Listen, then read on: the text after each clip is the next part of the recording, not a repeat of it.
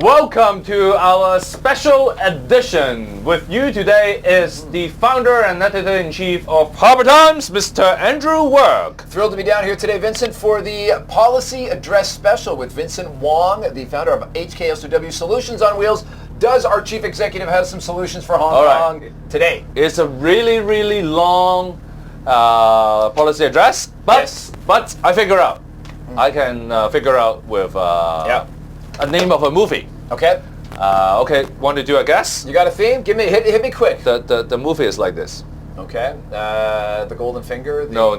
Finger? No? Okay, no, I have no idea. And then riding a bicycle? The Bicycle Thief? Over the moon? E.T.? Yes! Boom. E.T. Hey, not bad, huh? Yeah. This policy address is all about E.T. Okay. Elderly.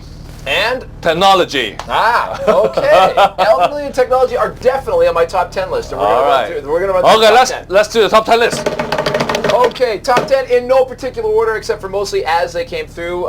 If you want to see kind of our light of what we did with Harbour Times was our Twitter feed. Oh, yeah. We just pulled out the new stuff. A lot of the policy address last year, like this year, is a lot of like, chief executive, we've done a great job on this. Really, we're getting somewhere. So what we did is we just pulled out the new stuff. So if you want to just not read the whole policy address, watch the show, duh. But also check our Twitter feed at Harbour Times. Okay. All right, let's go. Number one. First thing we have on here is non-government organizations as an extension of government. This is a new thing. Not so new. The government's always worked with other organizations to get them to do what the government should be doing. Things that pop up and you're like, why is this in the policy address? Aren't these independent organizations? Not really. Airport Authority is going to be establishing a new aeronautical academy. This is something new. The MTR is going to be establishing a rail academy. Again, both these are technically not government organizations, but kind of. So that's new. Also, in two places. So they are setting up schools. Academies. So the other thing is that in two places in the policy address, they invite, is the word. Yeah, I want to talk about that. The Community Care Fund to consider CCF, Community Care Fund. Doing something. And the one that I really like and I think is a good idea is for the CCF to fund low-income families, teenage girls from those families to be able to get a cervical vaccine cancer. Right? And I'm a big fan of that. We've talked about it on the show. But again, when the government invites you to consider doing something, it is like they are telling you to do something. What do you think? Yeah, I think it's the bear hug. Yeah.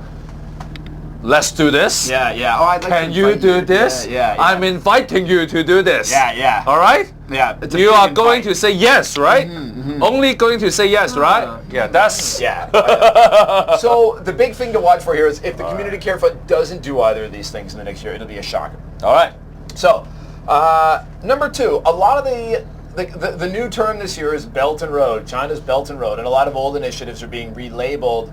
Yeah, One Belt, One Road. One Road. They actually have an acronym for it. Okay. OBOR. OBOR. OBOR. O-B-O-R. OBOR. So what have they relabeled? So some of the things, it goes from everything to funding for industry. It goes to a lot of its university scholarships for students from the OBOR countries, whatever those are, like Kyrgyzstan or something, to be able to come to Hong Kong and go to Hong Kong universities.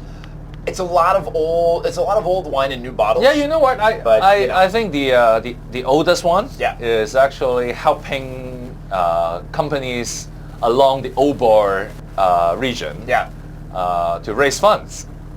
Well, we are already an international finance center. I mean, this is what we do, right? Sure, yeah. But there's one thing I would like to point out. Okay. The chief executive said that Hong Kong's role in OBOR, in One Belt, One Road, is for cultural exchanges. Cultural exchanges in there, absolutely. I mean, they'll throw some money at that too. I mean, is it what the West Kowloon Cultural District is going to be then? They who knows? They're relabeling a lot so the thing. West Kowloon Cultural District will become the OBOR Cultural Districts? Maybe. So look for a lot of old packages getting relabeled, and they keep using the term super connector. So that's number two. OBOR. Number three, something I didn't like. This whole idea of having Hong Kong become a center for corporate treasury centers, and he's talking about introducing tax breaks for corporate treasury centers. If there's one industry that doesn't need extra special tax breaks, it's the financial industry, number one. Number two, You know, there's always this thing about Hong Kong versus Singapore, and Singapore goes around giving tax breaks to companies to get them to put headquarters there. Hong Kong has never done that. The Invest Hong Kong people, I was like, I wish we could do it. No, it's great you can. People come anyways. Keep the overall business environment inviting, and you won't have to give away special deals. This is very anti-Hong Kong. I don't like it. And you'll probably read more from me on this, on how they should not be given tax breaks. I have another take on this. Okay. I don't think it's something that the industry needs. No. But the industry wants to have. Everybody will take a tax break if they can get it. And remember, it's an election year. Yeah, but I mean, how many votes is he going to get in the election committee of the 1,200 for this? I mean... Well, I mean, at least the first sector. Yeah. I mean, the first sector is all about the wealthiest people. Yeah, it's very narrow though, like corporate treasury centers. Like, are we losing that much to Singapore? And if we are, fine, let them have it. There's plenty of business. But you know what? I mean, traditionally, this sector is a fan of the Henry Tang's camp. Yeah. So CY Leung definitely wants to do something as a preemptive strike. Okay. Otherwise, the first sector, for those who forgot, we have 4 sectors in the election committee. Yeah. So the first sector is the wealthiest. The second sector is the profession. It's business, essentially business. Yeah. Finance and all that. Yeah. So if CY Leung does not put out this preemptive strike, then this group may come out with a strong candidate, or if not, more than one candidate. Maybe. So. Maybe. That's what I'm thinking. So keep an eye on this one. Like, I can't see anybody being against it except for me, frankly, in my publication. But the real details like that you would normally expect to see in the budget. Okay. So look for details in that. Number 4. Number 4. The Hong Kong government is like spending a lot of money in this policy address. He made a lot of announcements about spending to support research in Hong Kong. One that really struck me was for the Chinese National Engineering Research Centers, which are in China, and now they've got branches in Hong Kong. And, you know, as we were tweeting, some of the wags were like, really? So now the Hong Kong government's funding mainland Chinese research? Apparently so. So that's going to be one to watch out for. There's a lot of money getting thrown around other places. The ITB is going to get $2 billion, not to invest directly, but to generate, you know, funds through investment to then invest in other projects. Look for more of these organizations sitting on. All right, thank you. Cash. Finally, you got the T in the ET. Yeah, got to the technology. Got to the technology. Okay, all right. What else? Number 5. Superman's going to have a home in Hong Kong with the Lantau East Metropolis. 400 to 700,000 people is the targeted number of people they want to put into that new area. Yeah. It's not. But this is so the E. new. This is the E. I think they are considering to make Hong Kong to become a more elderly-friendly city. Yes. And I think a lot of these ideas will be tested out. Yep.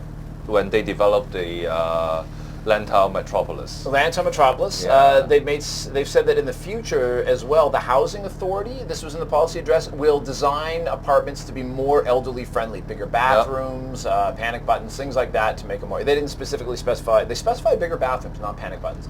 All right. But it was in the policy address. All right. Number 6. Messaging is always very important. The chief executive came out clearly and said, it is not the government's responsibility to ensure that property prices will always go up. He threw the gauntlet down. He said that he came out very clearly and said what a lot of people have been saying for a long time, but you don't usually hear the chief executive say it, that the property prices in Hong Kong is the root of many evils in this city, and he seemed to send a pretty clear message that he is going to want to continue to try, although he hasn't been successful yet, to try to drive property prices down, which is going to cause panic in a lot of quarters in this city, whether you're a homeowner or a developer. Well, he has a more aggressive target. Remember in Tung Chee Hua's era, everybody is talking about the 85,000 housing target. Yes. He has a new target. Oh yeah. Higher than 85,000. Yeah. 87,000. Yep. Lots of talk of targets in this policy address. You know how well he's done and how well he's going to do and how the MTR is going to support him. A lot of details in that. Check out the Twitter feed, but yeah, it's all in there. So okay, he does want to be the housing chief executive. Yep. He's really staked his kind of nailed his colors to the mast on this one, and it's going to be a big part of his re-election campaign, I'm sure. So that's one to watch for as well. Number 7. Did the business community get what they wanted? Importation of labor, especially construction, they got nothing. Taxes, which we wrote a couple of pieces at Harper Times about what different chambers, General Chamber, American Chamber, British Chamber, Canadian Chamber, what they wanted. They didn't get anything on taxes, but fair enough. Maybe that'll come in the budget. John Tong's got to have something to talk about in a couple of months, right? A month. A month. The American Chamber, in their submission, asked, really pushed hard for Hong Kong to establish an emissions control area with Guangdong and ports in Guangdong. So the idea behind that is that if we have all these wonderful environmental regulations, shipping companies will choose to go to other nearby ports and use them because it's cheaper, because they don't have the same environmental regulations. So what happens in many places is neighboring ports, like for example all up and down the coast of California, will agree to have the same environmental standards, so level playing field. We don't have that in Hong Kong. Our environmental standards are more strict than our neighbors in Shenzhen and other parts of Guangdong. The American Chamber said, let's have an ECA. Chief Executive said in this policy address he will push for it. If he gets it, that's another story. So what do you think overall the business community would react on this policy address for point number 7? For point number 7. Not much for them? No, I don't think there's much for them. They were also asking for things like the government to stop talking about the whole issue around long-term service pay and using that to offset MPF. No mention of that. What I'm talking about? You know what I'm thinking? Yeah. Again, I'm thinking in pure political angle. I think for the media, mostly the policy address would be focusing on the social issues, the welfare issues. That's why the chief executive decided not to put a lot of stuff in the policy address for the business community and leave all these to the budget, as you said. And I think this is also a move to position himself. All right, I'm going to fight against the property developers. I'm not going to give goodies to the businessman. He certainly had that kind of messaging. Yeah, you see? A lot of points in the policy address. He wants to position himself that I am with the mask, despite the mask really hates him. That's very true. He didn't announce any new big infrastructure projects that could be controversial. I think the biggest number I saw there was like maybe 100 million. There were no big money announcements in this. I don't think there were any that really jumped to mind. Except for the hospital authority. But business, I think, will kind of be, because, standard working hours just kind of blew by it. Labor import, didn't mention it. Things that are big issues. Taxes, didn't mention it, so, except for that tax break. All right. Number 8. Not necessarily a big one, but really, the Hong Kong government is very concerned about the plight of elephants. For real. Yeah, and he was like, we're gonna clamp down on trading. We're gonna ban ivory trading for... And Hollywood Road is part of my turf in Hong Kong. You go by and those places all still have their ivory antiques out there. I mean, what's going to happen to those guys? So that was an interesting one they came down on. Quick hit on ivory. Ready for the next topic, which is number 9. The government really seemed to say this is the year that we are going to start charging for solid waste. So expect to start paying for your garbage, people. Would the ivory become solid waste? Some expensive garbage to be thrown out. Man, so Christine Lowe, when she first came in as the Undersecretary for the Environment, this was a big part of her agenda. It's just kind of languished for a couple of years, but the Chief Executive's like, nope, this is the year we do it. So we will do it. Get ready to pay for your garbage, people. I'm sure there'll be exemptions for anybody living in public housing and that type of thing, but some form of charging is coming this year. He seemed pretty clear on that. Okay, number 10. I want to talk healthcare. The grab bag for healthcare, and I'll finish with that. A few different things are within that big category. Number 1, they're going to have a superbug strategy steering committee. Basically, it's recognized that Hong Kong, as often accused, is the world capital of superbugs. Okay. And antibiotic resistance. Bug, not in the detective sense, all right? No. Bug means bug. Yeah. Superbug. Yeah, bad germ. Germs that basically are resistant to every they have antibacterial resistance.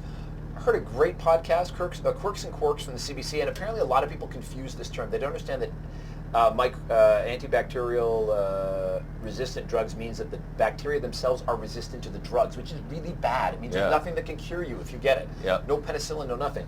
So the government wants to tackle this, recognizing that we're the worst, basically, because people are insisting on antibacterial and antiviral drugs, even when they don't have an appropriate thing. So there's that.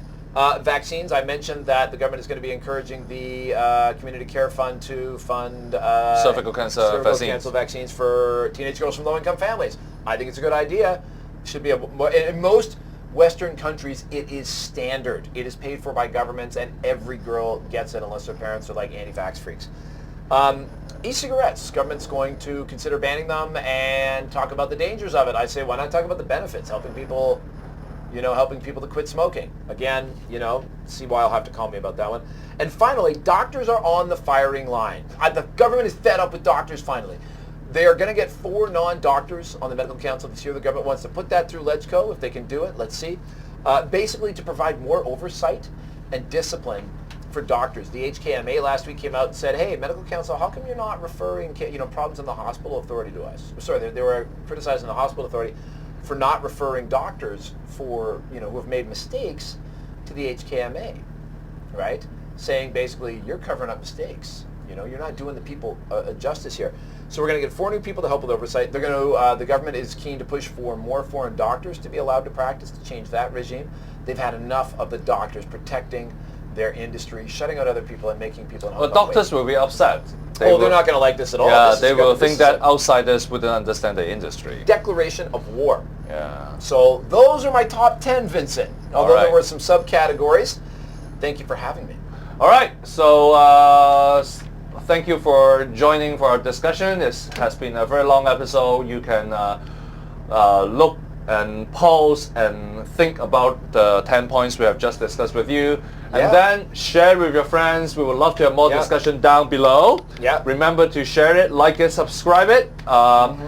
HKSOW, go to our website, and then also go to Harbour Times, Twitter, Reddit. Yeah, for us especially, you can look for us on Reddit. We will have more analysis coming up on the website and on the Facebook this week, but if you really want to get those little bites of all the new stuff, go to our Twitter feed. Even if you don't have a Twitter account, you can still see it, and then you can choose to share it, the parts that you like. So get on there, and of course it's at Harbour Times, Harbour with a U. Yep. All right. Good work, Andrew. Hey, good solutions. Hopefully our chief executive has some that are going to make Hong Kong a better place this year. All right. But you're full of great solutions. Yeah, I will be in the joint radio phone-in show tomorrow morning with the chief executive. So very good. Stay tuned in your radio as well. All right. Get some good solutions. Cheers, Vincent.